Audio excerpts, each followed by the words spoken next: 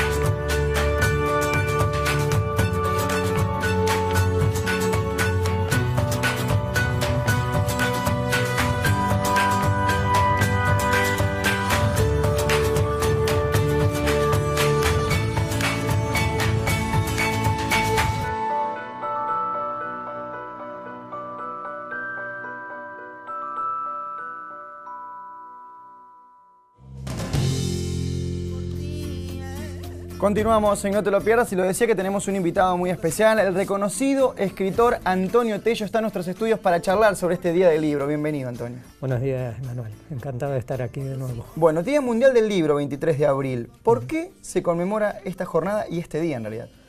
Bueno, principalmente porque es el aniversario de la muerte de Cervantes, que murió un 23 de abril. Como tú lo habías dicho antes, ya has señalado las fechas, no hace falta que yo las repita, claro. Pero sí, fundamentalmente es por eso, porque se reconoce la valía y la trascendencia universal de este escritor, que ha sido capaz de crear un personaje que representa todas las virtudes de la condición humana. Bien, por otro lado se confunde, exacto, Don Quijote, pero también se confunde un dato que creo que debe ser un error grotesco a nivel internacional. También se conmemora el día, y en algún punto se lo señalan las distintas efemérides y demás, que es por el hecho de la muerte de William Shakespeare, algo que sería erróneo. Sí, es erróneo porque en efecto Shakespeare muere el 23 de abril, pero no de nuestro calendario, sino del calendario juliano. Juliano, sí. Es decir, hay una diferencia de varios días, que creo que cae, cae como el 3 de mayo. 3 de mayo, o sea que para nuestro calendario sería el 3 de mayo. Sería en realidad el día de la muerte de William Shakespeare. Exactamente, perfecto. Sí, porque tenían más o menos la misma edad que Cervantes. Bueno, otro de los personajes preponderantes que tiene que ver con este Día Mundial del Libro es el Inca Garcilaso de la Vega. Exactamente, que eso vincula la internacionalidad del libro, el homenaje a esto, a América Latina. Y sobre todo porque incorpora al imaginario intelectual, mundial, literario del universo a alguien que era producto de la nueva civilización que nació en América Latina, de la que nosotros somos sus herederos, ¿no? Es este criollo mestizo que era el Inca Garcilaso, que muere precisamente en España, porque después se muda allí, se va allí. Exacto. Bueno, además también esto, fecha no es, o sea, si uno tiene que observarla en el tiempo, es un tanto reciente, cuando se conmemora, cuando quedó determinada por la UNESCO que sea el Día Mundial del Libro. Bueno, estas son decisiones porque se trata de ir generalizando aspectos fundamentales de la cultura mundial. Ya sabemos que a partir de la Segunda Guerra Mundial, el final de la Segunda Guerra Mundial, al crearse las Naciones Unidas, se trata de fundar un sistema de organización mundial, sobre todo para preservar la paz. Y entonces todos aquellos elementos que pueden ser comunes a las vivencias, a las distintas culturas y a las distintas civilizaciones existentes en el mundo, se hacen partícipe de todo esto. Y por supuesto la UNESCO, que es la encargada de velar por la cultura artística, la cultura literaria del mundo, encuentra, y sobre todo el patrimonio artístico. No en vano también la UNESCO es la que crea la figura del patrimonio artístico mundial, ¿no? Por eso tenemos lugares y tenemos fechas y aniversarios que no son comunes y que no... Sí, por ejemplo, el tango está reconocido como patrimonio intangible de la humanidad, patrimonio cultural, pero también la quebrada de Humahuaca y así distintos sectores, las misiones jesuíticas precisamente de misiones. Exacto. Bueno, en algún punto el reconocimiento de esos emblemas que han quedado y que marcan un poco a la sociedad, no solamente argentina, sino a nivel mundial también. Antonio, para continuar, desde su lugar como escritor, creador muchas veces tal vez de libros y también consumidor de los libros. ¿Por qué es importante, libros escritos? Por eso, creador de libros y consumidor también. ¿Por qué es importante el hecho de leer un libro y tenerlo, o sea, aprovechar o absorber de un libro todo el contenido? Porque muchas veces suele suceder que algunos en casa dejan el libro en la biblioteca y junta tierra, lamentablemente. Pero, ¿el porqué de la importancia del libro?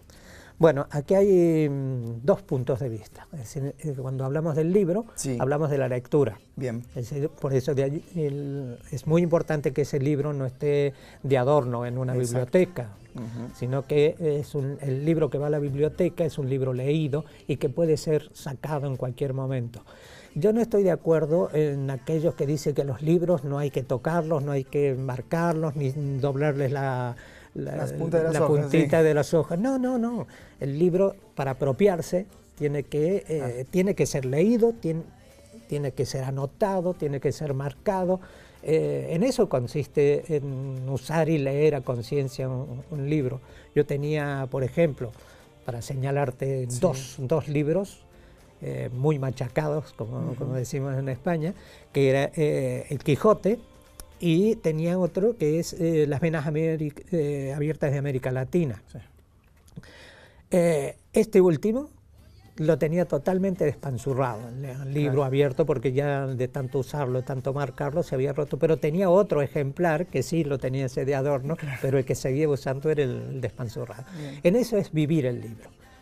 El otro aspecto importante es el de la lectura.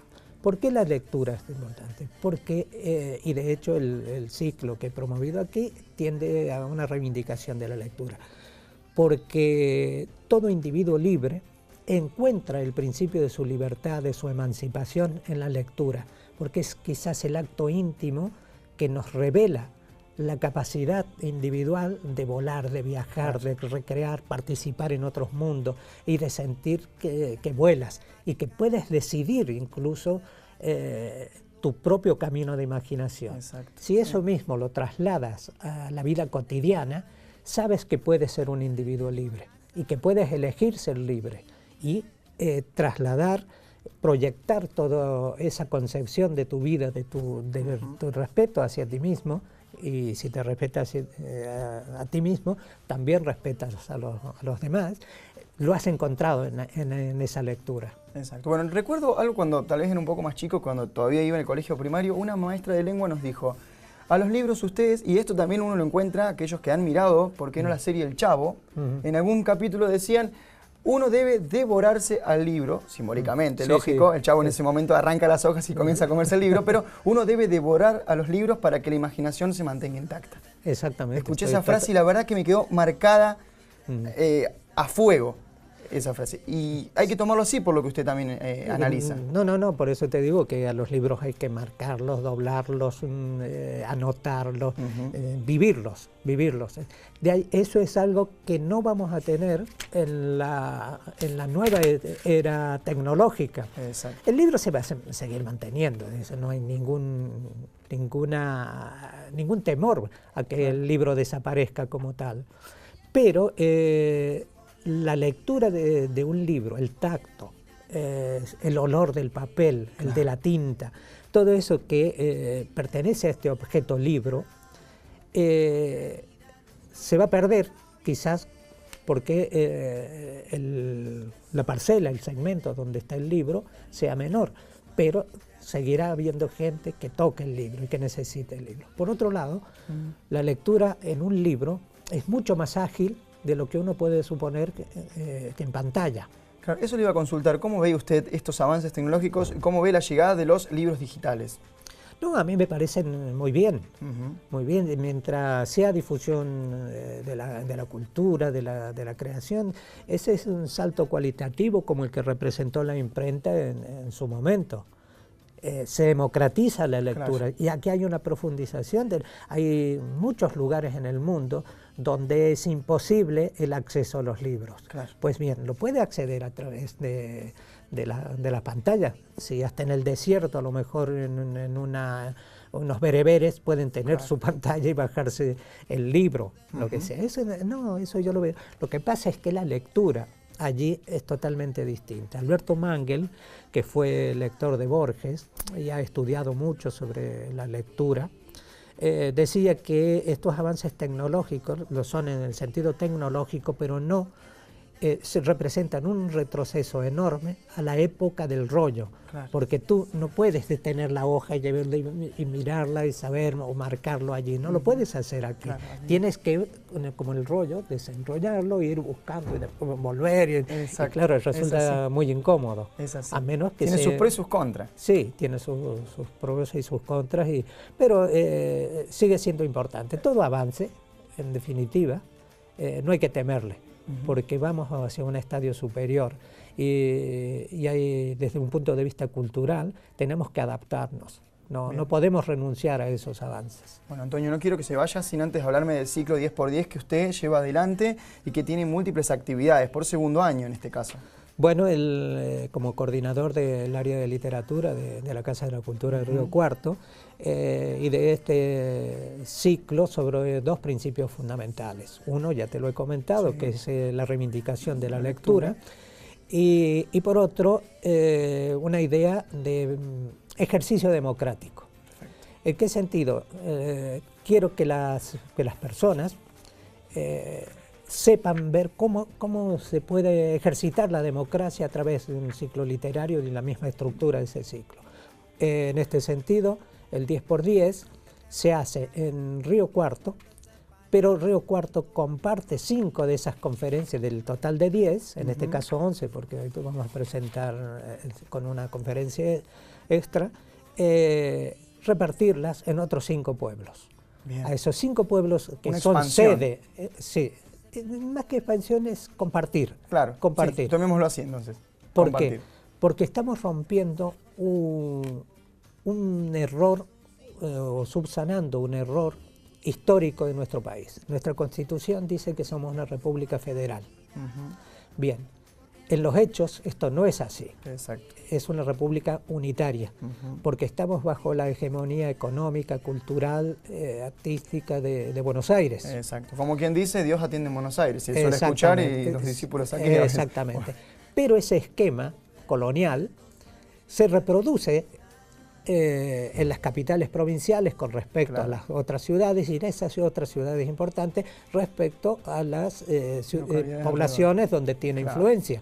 Entonces, ¿qué pasa si en lugar de discursear sobre esto, planteamos hechos concretos que vayan permitiendo ver lo que sucede y asumir que es posible cambiar las cosas sin hablar tanto y haciendo más, pero menos de una manera, más hacer. Exactamente, de una manera sutil que se vaya naturalizando esta forma de actuar. Bien. Y en esto consiste llevar a cabo una política cultural seria, responsable, donde no sea el templo donde se celebre la ceremonia de la vanidad de los escritores, sino otro aspecto importante vinculado en el ciclo relacionado con la lectura, es que los poetas invitados son 5 poetas y 5 narradores. Bien. Los poetas no hablan de un poema, sino que hablan de un cuento. Ajá. Y los narradores hablan de un poema, porque lo que se pretende es que no especialistas, sino lectores. Lectores en este caso cualificados, que permitan abrir caminos. Bueno, además, Antonio, felicitarlo porque ha sido declarado de interés cultural por la legislatura de Córdoba, el ciclo 10×10, también con el auspicio académico de la Facultad de Ciencias Humanas de la Universidad de Río Cuarto y del educativo del Ministerio de Educación de la provincia, que se va a otorgar puntaje curricular. Exactamente, a los docentes, maestros y profesores de secundario que asistan al menos al 80% de las clases o lecturas que den nuestros invitados en el ciclo. Bueno, Antonio, gracias por haber estado aquí hablando un poquito más y conociendo sobre esta parte del Día Mundial del Libro. No, gracias a vosotros. Continuamos nosotros con una nueva pausa en este No te lo pierdas, ya regresamos, tenemos mucho más por delante en este jueves.